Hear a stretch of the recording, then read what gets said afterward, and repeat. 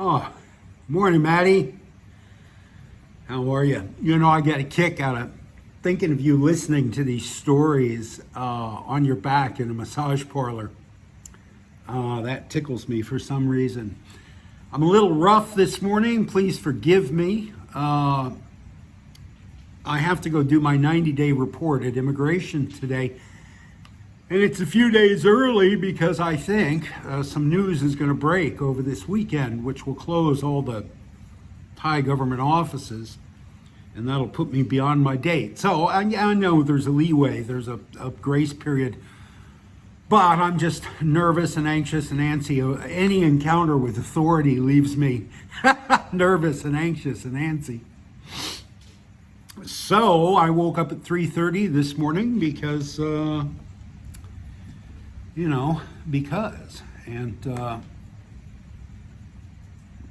anyway, we're going to keep reading from Thai Vignettes.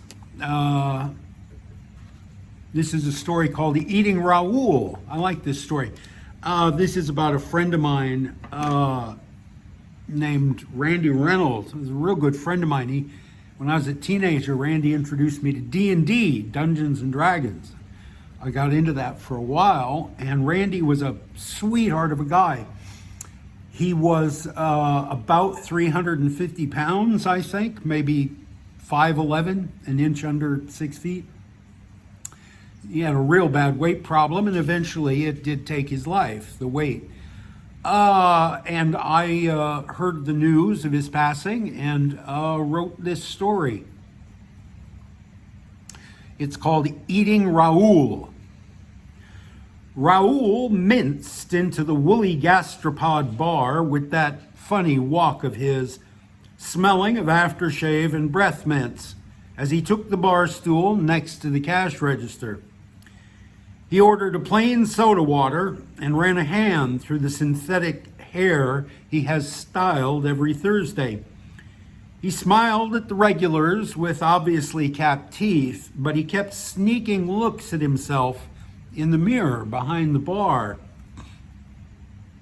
That mirror is huge, and it's in an ornate frame, salvaged from a yacht that foundered on Patong Beach 10 years ago. And Raoul always makes sure to sit where he can see his reflection between the bottles and the cash register. Most people think that Raoul is terribly vain, and they're right, but he has his reasons. On the day he graduated from high school, Raoul weighed 300 pounds. He was enormously obese and enormously shy, but he had picked up one talent in school. He could type 75 words a minute. After graduation, he got a job in the state hospital as a medical transcriptionist in the radiology department. He liked his job. The 8 women who worked in his office all baked, and they would compete to see who brought in the most popular coffee break snacks. In 6 years, Raoul rose to clerk typist 3, the top of the union scale, with a great salary and benefits package. He worked in a specially built chair from the morbid obesity clinic, eyes locked on the screen of his computer, his podgy fingers flying over the keyboard. He drank 9 cans of Pepsi every day with the marshmallow delights or macaroon tarts provided by the warring bakers. By his 26th birthday, he weighed 350 pounds, and the 2 cubicles on either side of him were always unoccupied. Raoul sweated like a pig, and he smelled bad. One day, Raoul felt nauseous at his desk. He felt nauseated at his desk. He went to the employees' clinic and was given some tests, but they found nothing, and they sent him home with a piece of paper that said he had the flu. In the morning, he still couldn't keep any food down, so they put him in a sterile room where a bunch of medical students, led by a resident who could hardly conceal his mirth at Raoul's bulk, asked him detailed questions about his bowel movements. By feeding him barium cookies, it was discovered that Raoul was suffering from pyloric stenosis, which means that the valve from his stomach to his intestines was frozen in the shut position. Nothing the doctors did over several agonizing weeks could relieve the condition, and even with a tube pumping glucose into the hollow of each elbow, Raoul began to starve to death. The condition, it turned out, was caused by incipient diabetes. Despite yearly checkups and despite the warning signs of heavy sweating and a craving for sweets, nobody had diagnosed Raoul's disease, and the hospital was exposed to massive liability. The lawyers called a meeting. The hospital signed papers admitting no negligence, but guaranteeing Raoul's full salary and medical care for life. They wheeled him back to the sterile room and scheduled him for abdominal surgery. They told him he could still live a normal life, taking all his nourishment through a rubber plug midway between his navel and his left hip bone. Pardon me for a second. Raoul lived in the sterile room. He learned to feed himself with a funnel and cans of prepared formula, and he dropped to 190 pounds within a year. With a perfectly balanced diet and regular exercise, he actually became more fit than he'd ever been, but the constant nausea made him weak and gave him severe halitosis. His body was draped like a Grecian urn in folds upon folds of empty skin. And one of the failed treatments had robbed him of most of his hair. All this had an impact on his social life, and he spent a lot of time alone. He thought about food constantly when he wasn't thinking about suicide. Then, 4 years after Raoul's valve stopped working, a miracle happened. He went one whole day without having to regurgitate his saliva. A week later, he had another day like that, and pretty soon, he could go 3 or 4 days at a time without vomiting spit. The doctors fed him some barium and water while he stood in front of a fluoroscope, and he understood every word of the arcane jargon they dictated into their microphones. His valve had relaxed. He could eat again. In 11 weeks, he worked his way up through the dial on the Molinex blender from puree through grind to dice until he was eating whole, if bland, food again. The doctors took the plug out of his side and pronounced him cured. The lawyers told him, keep the lifetime of liability payments. Just please go somewhere the talk shows won't find you. So Raoul started studying brochures. He had the plastic surgeons do their best, nipping and tucking his wattles of redundant skin. And he had the orthodontists put caps on his teeth, which had been dissolved into black stumps by his stomach acids. The orthopedist built him a dozen pairs of special shoes to accommodate his flat feet and collapsed ankles. And the secretary to the chief administrator made his airline reservations to Phuket. That was a dozen years ago. Now Raoul has a condo and a nice wife, and a couple of kids in the international school. Nobody has ever seen him eat. Nobody's ever seen him without a shirt on. But he drinks soda water and fruit shakes all day long. And he has a place he likes to go on Saturday nights. But one of the things he likes best about the woolly gastropod is that big old mirror behind the bar. It's like he's got to keep checking to see that he's really here. So everything in that is true up to the point where he gets healed. Randy never got healed. He lived feeding himself with a funnel through a plug in his side until one day his heart stopped and he fell down in his mom's front yard. And they called the ambulance and they took him to the hospital and he was dead. So I heard about that and I said, Randy deserves a better ending. Randy deserves a happy ending. Maybe we all do, don't we? Sleeping with the enemy. Oh, you know what? Sleeping with the enemy. I dramatized this in Boontongs. Should I read it again? Yeah, all right. Just my OCD, if I don't read it now, at some point in the future, I'm going to want to come back and read it. So, just for the completeness, just get the whole book. So, if you remember this from the Boontongs era, go ahead and skip it. Sleeping with the enemy. Only a few people were in the pension grill parzer last night, almost all of them trying to make 1 beer and 2 cigarettes last until the rain stopped and they could go home.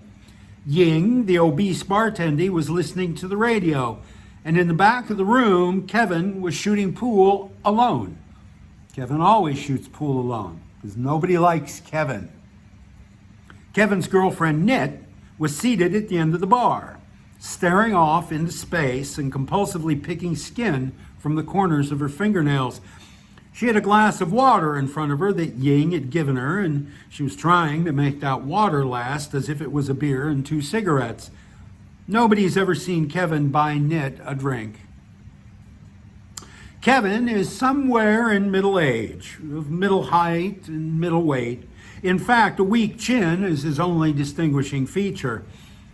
At some point in the past, some woman broke Kevin's heart, and it made him bitter and mean. His pain is so obvious now and so out of place in the kingdom of smiles, it might as well be a big gold sombrero. He's the kind of expatriate Western male who writes letters to the local newspapers about how fat and ugly Farang women are and how beautiful, feminine, and desirable Asian women are. And these guys are they're in the comment section now. They're not writing letters to the editor. They're in the comment section making the same stupid comments they were making 30 years ago. But since only the most desperate woman of any race would come near Kevin, you can imagine that Nit is not going to be gracing the covers of any fashion magazines anytime soon. Nit is short and flat-chested with no butt, narrow-shouldered and pigeon-toed but with a broad pelvis, so that seen from behind, she looks like a pair of parentheses. Nit never speaks when Kevin is around, and on the rare occasion that she smiles, she always hides her mouth with one hand, so you can assume her teeth are bad. Last night, her hair was none too clean, and she was sporting a mouse under her left eye, where she caught the back of someone's hand not too long ago.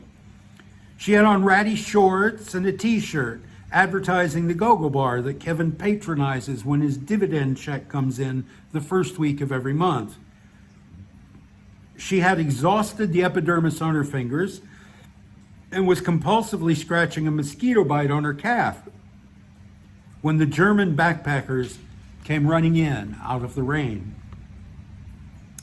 They were both dressed in baggy Nepalese trousers and singlets.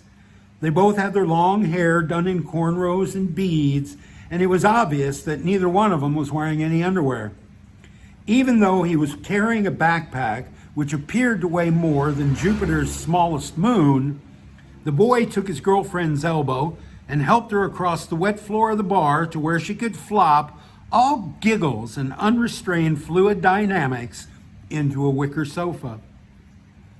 He sat down next to her, dug a towel out of the pack, and began to dry her hair.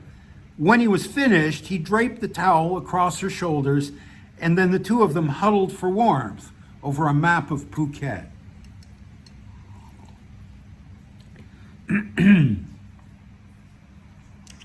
As the youngsters waited out the storm, Nit watched them in the big mirror behind the bar, and Ying stared at them openly in Thai style. The kids were oblivious. They only had eyes for each other. If, when the rain finally stopped and they languorously assumed their burdens to leave, you had asked them to describe the other people in the room, they would have been surprised to learn that they hadn't been alone. After the cherubim ran skipping down the road, Ying leaned her elbows on the bar and stared after them with a funny little smile, and Knit slumped on her stool and looked at her feet. Kevin, who had studiously ignored the young couple the whole time, slammed his cue down on the felt and shouted across the room at Knit, "Come on, let's go!" He was digging in one pocket for some money to pay Ying and in the other for his motorcycle key when he passed Knit, heading for the cash register. And that's when she raised her head and she gave him a look. And this is what the look said.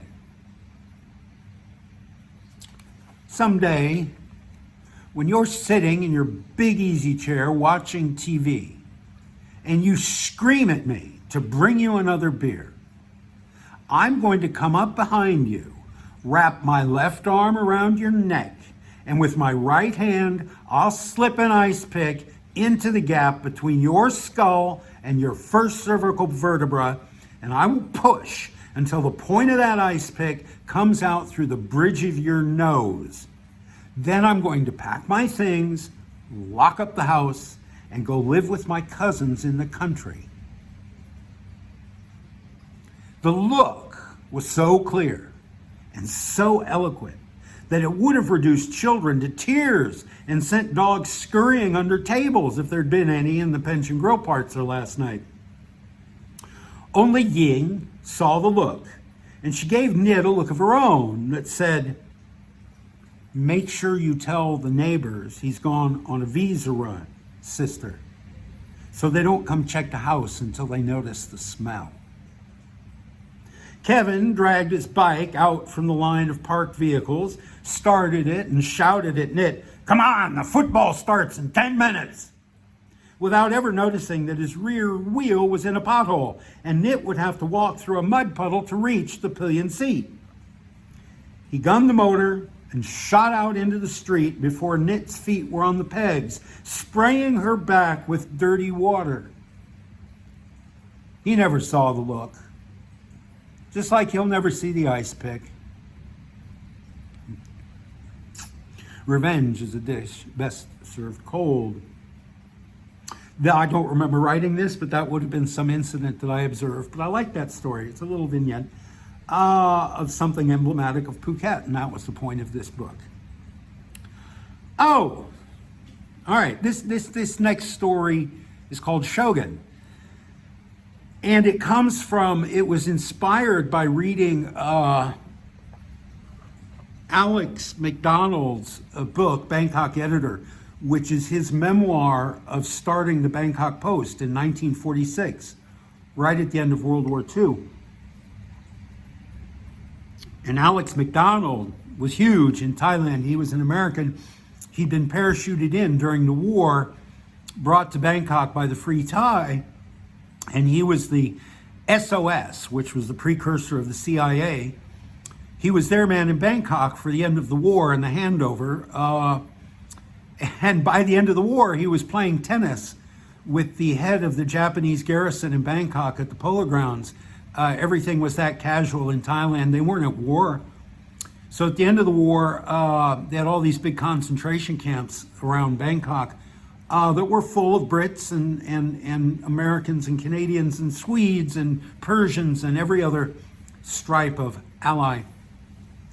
So at the end of the war, they let all these people out after 4 years, and they had these big empty concentration camps. So they put all the Japanese in these camps because nobody would volunteer to pay to send them home. There were thousands of Japanese in Bangkok at the end of the war in these camps, and the Japanese government had no money to bring them home, and the Allies were arguing among themselves about who had to pay to rebuild, Thonburi, because America bombed Thonburi into ashes in 1944, killed 4,000 civilians. They don't teach that conveniently in Thai schools.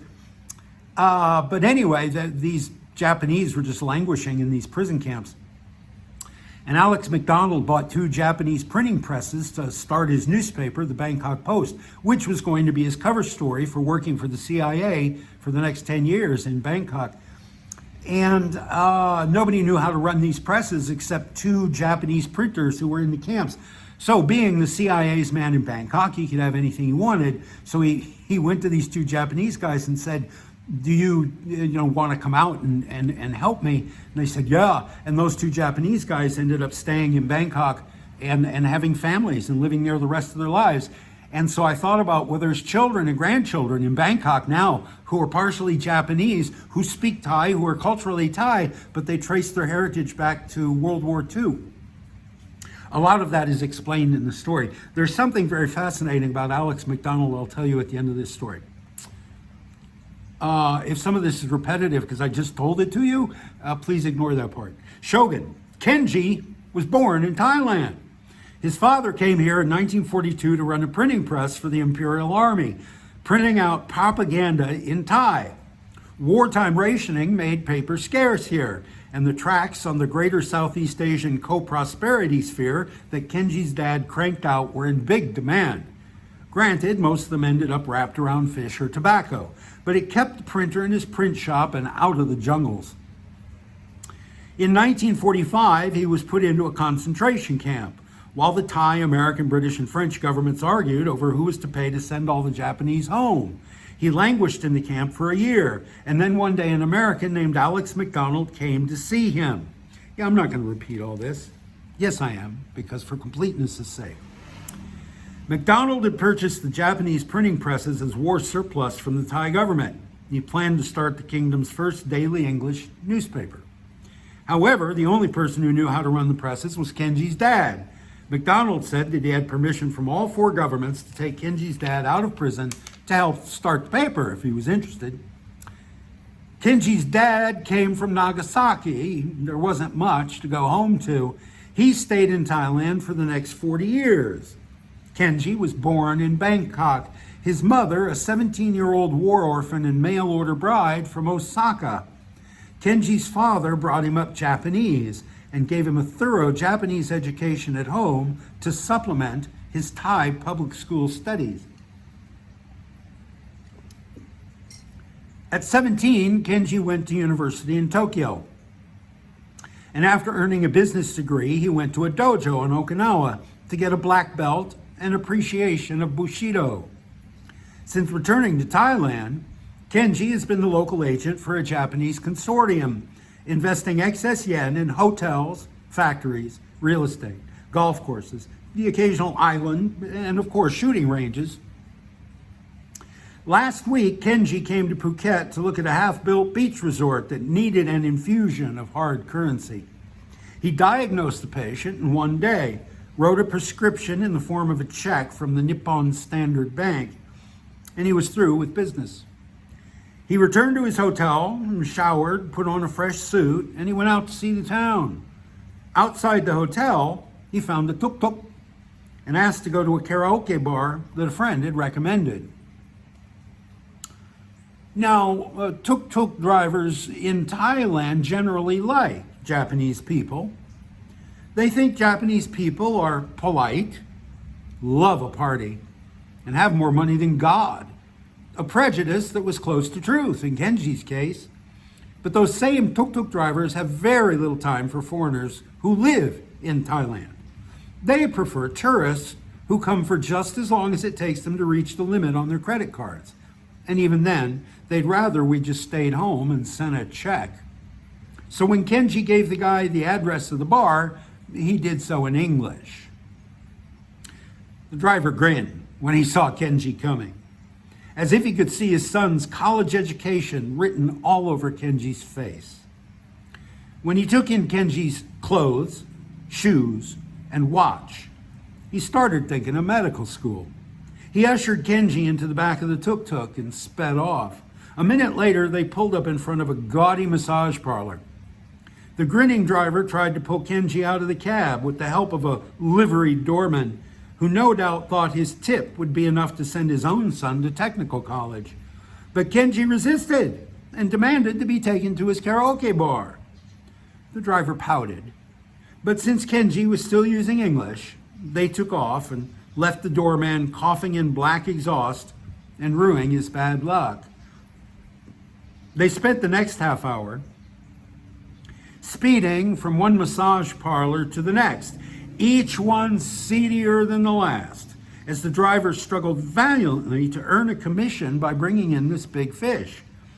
At each place, Kenji balked, demanded again to go to the address he'd given back at the hotel, and lost a little more of his samurai self-control. Finally, they found themselves in a tiny, dark soi somewhere under the shadow of a huge limestone mountain, well outside the city center. The tuk-tuk pulled up in front of a wooden door set into the sheer face of the cliff. A couple of hard guys lounged around outside the door and grinned at Kenji like hungry Rottweilers when he arrived. The driver tried to pull Kenji out of the cab again, saying, you light, here girl, all wooden, no aid. Kenji's patience had been stretched to the limit. His suit was wrinkled and dirty from the ride down the dusty soi, and he wanted to go sing karaoke. He broke into Thai, into the profane gutter Thai he'd learned at his Thai high school in Bangkok, and aimed a long string of low-class pronouns at the driver, his tuk-tuk, his friends, his family, and his pets. There was a second of stunned silence, and then the thugs at the door started laughing. The driver reeled back, looked at Kenji. The driver reeled back, looked from Kenji to the goons and back at Kenji, and his face got dark and mean. He whipped off his jacket and he stepped out of his sandals. He screamed at Kenji, the Thai equivalent of, oh yeah, well that goes double for you, buddy. Then he held one hand out and up in front of him, about 5 feet off the ground, just about the height of Kenji's head. With a hop, skip, and a jump, he kicked that hand with both feet. He informed Kenji that in the army, he'd been the kickboxing champion of his unit, and he was going to teach Kenji some manners. Kenji stepped out into the street. He delicately removed his crocodile skin loafers and, focusing on a spot 6 inches in front of the driver's nose, he showed the boys a little of the hunting crane form, the sleeping snake form, and just for good measure, finished with a touch of the drunken monkey. The boys were impressed, but not impressed enough. Considering the profit that could be made by shaking down a man in crocodile skin loafers, the shorter, greasier of the 2 strong-arm boys pulled up his ratty sweatshirt to show Kenji the flat black grip of a snub-nosed .38 he had tucked in his waistband. He grinned at Kenji with crooked teeth, and he held his hand out, palm up. The driver and the geek's friend grinned. Kenji grinned. Kenji unbuttoned his double-breasted, single-vent, hand-stitched silk jacket and showed the gang his nickel-plated Colt Python. The gun had been a gift from a business partner, a former interior minister under Sukarno.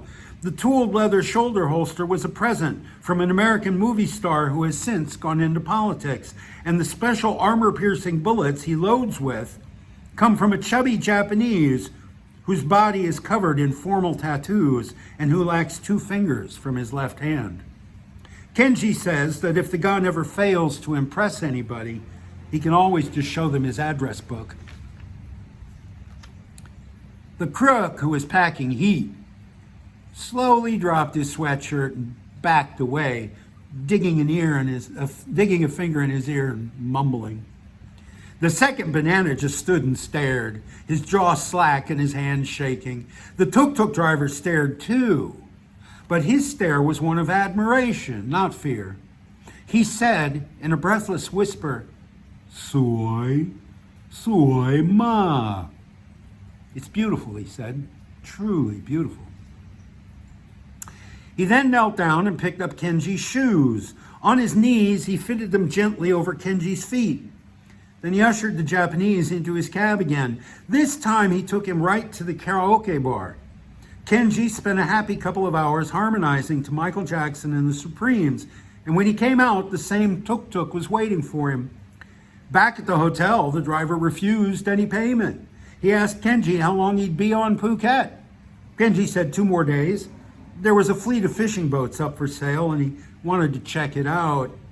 The driver promised to take him, and they arranged to meet the next morning. For 2 days, that driver and Kenji were together. They went to the deepwater port at Makam Bay, and the driver brought his brother-in-law, an official in the Ministry of Resource Ravaging. The man gave Kenji the straight dope on the operation, and Kenji bought it for far less than the asking price. The driver and his relative refused repeated offers of a commission. Kenji toured the hot spots of Phuket with his private chauffeur and made connections with the Japanese community on the island. And he finally let the driver take him to a massage parlor. On his last day, he tried to give the driver a big tip, but the man said he'd like a favor instead. Could he shoot the colt? They went out into the rubber groves, and with the mountain as their backstop, Kenji let the guy blast away at some oranges they bought at a roadside stall. Then Kenji loaded up 5 of the armor-piercing rounds and let his new friend put them clean through a coconut tree. At the airport, the driver left Kenji with a deep bow in the Japanese fashion and a smile that was pure Thai. And when he drove out of the parking lot, he was wearing a brand new pair of crocodile skin loafers. So 2 things to note about this story. First, I read a statistic, I think it's still true, because of the manufacturing, the auto manufacturing in Bangkok, the Japanese make up the largest expatriate community in Thailand, other than the obvious expatriate communities, the Burmese, the Lao, the Khmer. Among people who have to fly to get here, the Japanese are huge in this country, and they live pretty much separated from, the Farang, the rest of the expats, and that's something we don't think about. That's something I think is interesting. The other thing to consider, like I said, this story was inspired by Alex McDonald's book, The Bangkok Editor. And I said before, Alex McDonald lived a life here that no other Falang, including Constantine Falcon, including Jim Thompson, no other Falang has ever lived. Case in point, there were shortly, like 6 months after he opened the Post in 1946, there was an event in this country that shook this country to its core, absolutely rocked psychologically every single Thai citizen. It was a kick in the nuts to every single Thai. And the place was just stunned. Everything shut down. Nobody knew what was going on. The army immediately stepped in and shut down every newspaper, every radio station. They cut all the telegraph lines. They made this place a hermit kingdom for 3 days while the army figured out, what the hell are we going to tell our people? How are we going to manage this? For those 3 days, because he was CIA, Alex McDonald had a secret transmitter on the roof of the building where he rented offices for the Bangkok Post. For 3 days, Alex McDonald was filing reports with the CIA, but he was also, much to the CIA's displeasure, he was filing reports to the AP, the UPI, and Agence France Presse. He was making buku money. He was the only voice for 3 days immediately after the event, telling the world what was going on here. That money from those reports was what allowed him to take the Bangkok Post from a single sheet of folded newsprint up to 16 pages and made it the newspaper that we know today. And eventually, after 10 years, the CIA got sick of him. He was more excited about being a newspaperman than he was about being a CIA operative. And they shipped him off to Africa, and he had to sell the Bangkok Post immediately for pennies on the dollar, and he sold it to the family that still owned it back then when I wrote the story. I don't know who owns it now, but he took a huge loss on the Bangkok Post because he was the CIA's man. They said, you're done in Thailand, go to Africa. But the thing I wanted to tell you, the reason there's guns in this story, that event in 1946 revolves around a handgun, a 45 caliber Colt automatic, not automatic, a revolver. Cowboy gun, right? What you see in the cowboy movies. One of only 12 ever manufactured, which was given as a gift. And from the American government to a person of some prestige in Thailand. The person who delivered that gift was Alex McDonald. Alex McDonald was having dinner regularly with the very highest echelon of the pyramid that all Thai people live in their whole lives, that they're all aware of, the hierarchy, and they all are very aware of it every single day. Because every time you talk to somebody, you got to pick a pronoun. How am I going to address Maddie today? I'm older than Maddie, so I call him Nong, right? Maddie's got more education than me. He's got more money than me. Maybe I call him P. Maybe he's earned that, So you've got to judge everybody all the time, all day long when you talk to them. They live their whole life in this pyramid, and the top of the pyramid is where Alex McDonald was getting his information for the CIA and where he was exerting influence on the part of the United States American government. And as part of all of this, he handed this gift, this .45 caliber Colt pistol, to somebody, and then that gun triggered one of the most important and crucial events in the history of this country. None of us, Maddie, nobody here now, not Bill Heineke, not anybody, will ever have the impact on this country that Alex McDonald had. No Farang will ever have the impact on this country that Alex McDonald had. And his paper's still going strong. The Bangkok Post, still going strong, as far as I know. I don't know. The story of O. All right, it's only 30 minutes. You got time for more? Tip that girl. Tell her you need another half hour. And concentrate on your feet. Honest to God, Maddie, the foot massage, of all of the things on the menu outside the massage parlor, for my money, the foot massage or a mani-pedi, or both, that's the ticket, man. Oh, the feet. When you get to a certain age, the feet. Peripheral neuropathy. The story of O. This is about a woman I knew. O came back to Phuket last week. She first came here 3 years ago when she was still a teenager. She had come down to Phuket from Bangkok with Boy, her boyfriend, looking for work in the hotels. Boy got a job as a pool attendant at a resort on Caron Beach. And O took work as a cashier in the Kmart. They were happy, if a bit lonely. Their parents had disowned them for running away. O went to classes at night studying English, and she was trying to finish high school.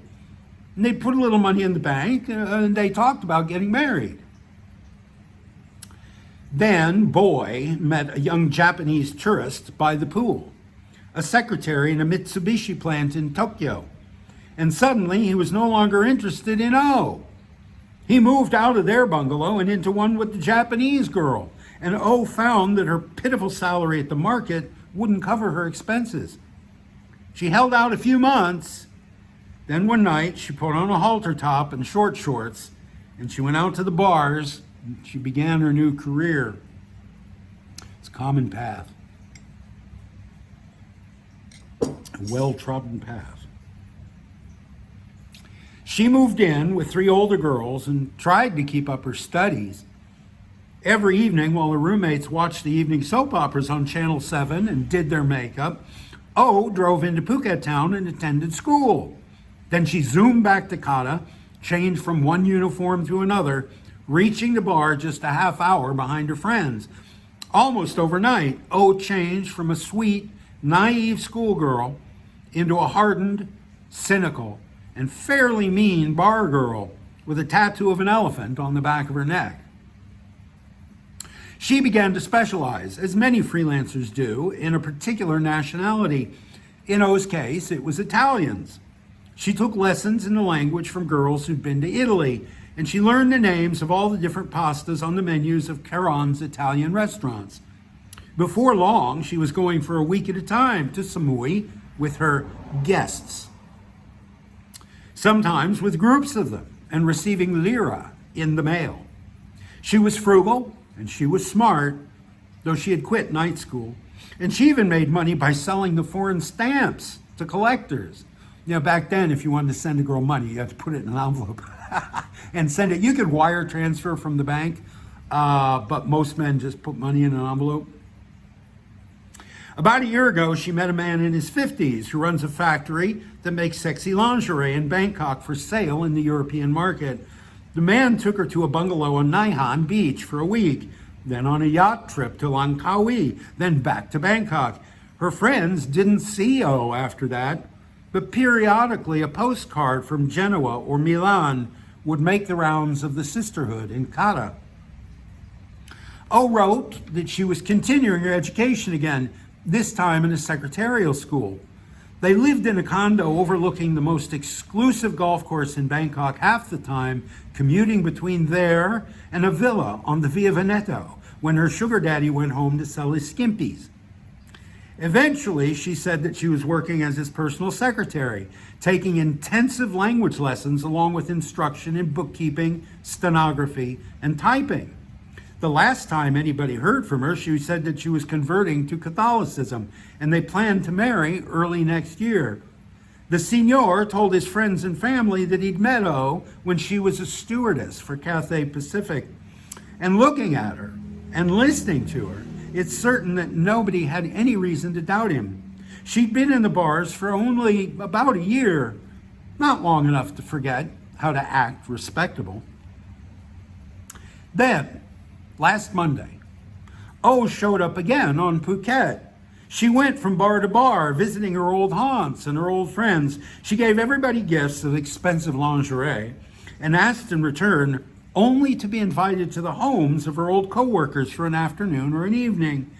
Once she got there, she would immediately search the place for photo albums and scan page by page for photos of her old self, which she tore up into tiny pieces when she found them. She pulled pictures out of frames and off of walls, pictures of birthday parties and trips to the beach and girls sitting on rented choppers. She always asked first, and her friends always allowed it, no matter how much sentimental value they attached to a particular snapshot, because they understood her motives. Her new life is built on a fantasy, or built on a lie, if you want to be cruel about it, and that's a shaky foundation. And just as her patron had come to Phuket and toured these rooms, eventually to meet her, you never know when some friend of his or business acquaintance or, God forbid, a competitor might visit and find an old photo showing the Cathay Pacific stewardess wearing a see-through blouse and sitting in the lap of a tourist from Lapland. Once she had removed any trace of her previous vocation, she said goodbye to her old friends, told them with no offense, intended or taken, that she hoped never to see them again, and she left Phuket for good. Of course, a few of the brighter girls in Kata saved a particularly incriminating photo or two. You never know when a little leverage over a successful former working girl might come in handy. Boy even has one of these photos himself, but only because O never came to ask for it, and it could hardly be called incriminating anyway. It was taken outside the Kmart at the end of her shift and shows her seated on her little Yamaha Mate motorcycle, dressed in a black skirt and a white shirt with a school crest on the breast pocket, on her way to night school. In the photo, she's wearing no makeup. Her hair is cut simply and pulled back in a ponytail, and she looks genuinely happy. They tell him she still looks happy today, and he tries to believe it. Happy or not, he wishes her buona fortuna.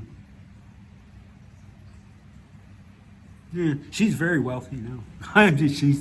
She's been in that life. You know, I haunt old friends and acquaintances on Facebook. And that young woman did very, very well for herself. And I'm glad for her. She was smart as hell. She was smart as hell.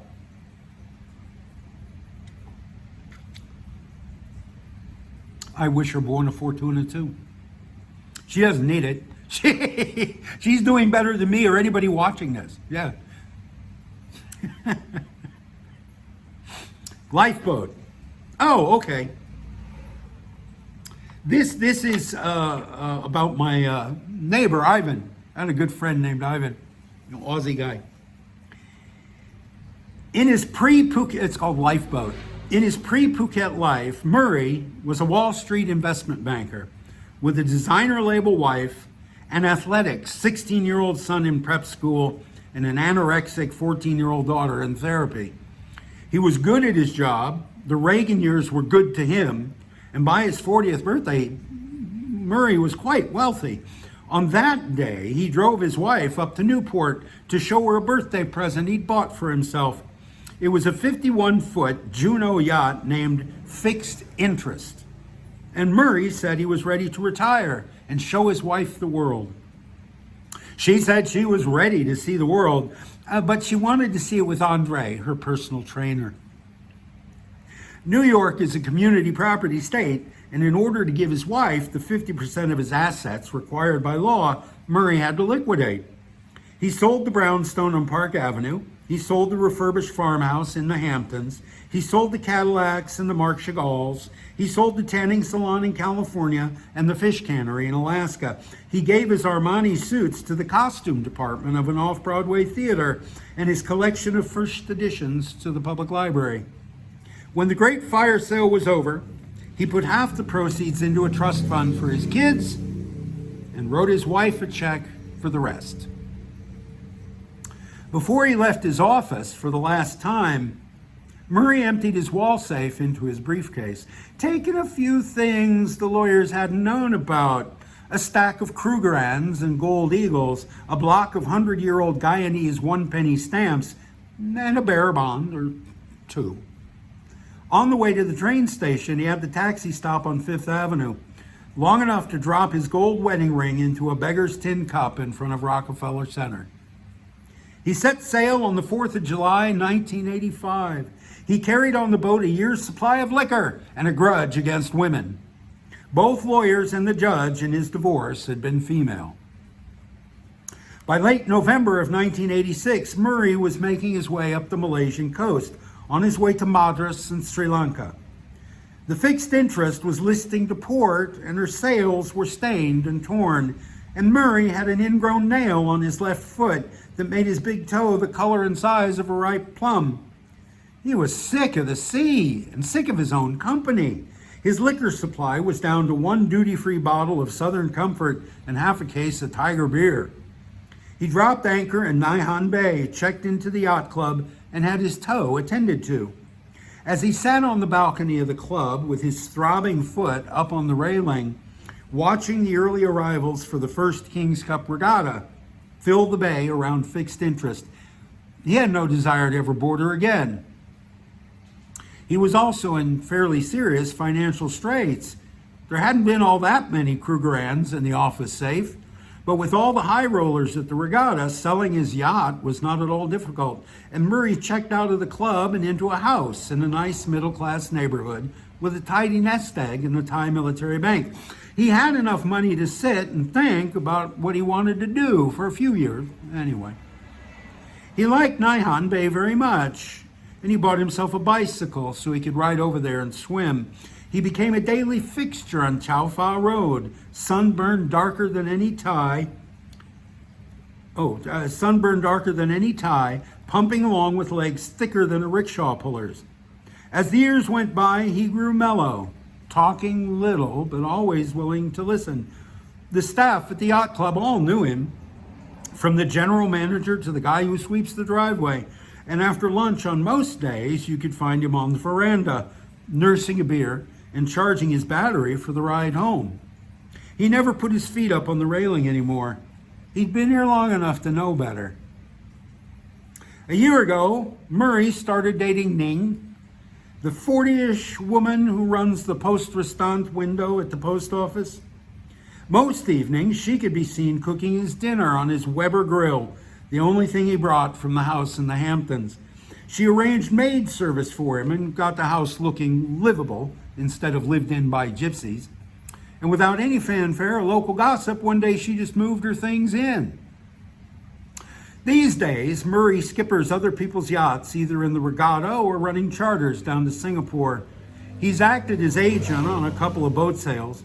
He's known as the man to see if you want to know the truth about a bit of real estate in Naihan. He speaks the Southern Thai dialect, and he's had a cup of coffee with the headman of every village between Naihan and Shillong. He and Ning take a red envelope full of money to a wedding or a funeral or an ordination ceremony in those villages at least once a week. He's kept his eyes open, and he's seen property values in Naihan go up 1,500% in 11 years. By now, property on Phuket. The money, the money from his old life is long gone. But between Ning's salary and his little deals, they do quite well. Every few months, something new appears in the house. A new refrigerator, a new stereo, a laser disc machine, or a satellite dish. Ning has traded in her old pickup truck on this year's Mazda 626, and Murray's pedaling a bike imported from Germany. These days, Murray can often be found in the local stock market office, sitting in the plush seats before the big board, a copy of the Asian Wall Street Journal or Far Eastern Economic Review open on his lap. Last week, when the kid across the street was born, Murray gave his parents 100 shares of Amalgamated Thai Plastics. And the next morning, everybody in the neighborhood was downtown buying Amalgamated. Murray's still on Phuket. He goes to Naihan Bay every single day. This old Aussie guy, just sunburned, never seen the guy wear a shirt, laid back, very kind of typical, stereotypical Aussie guy. Drives a Samlo now, not the bicycle, but he still goes and drinks beer every damn day on the beach in front of the Naihan Yacht Club. Ivan Murray, that's his name. Wonderful guy, wonderful man. I owe that guy a favor. All right, you know what? Steve's got to get ready to go visit the Thaw Mall. Like Thaw Visa. Yeah. I hope you like these. I'll see you in a few days. Have a great day. Maddie, I'm thinking about you, and I hope you enjoy this. Bye.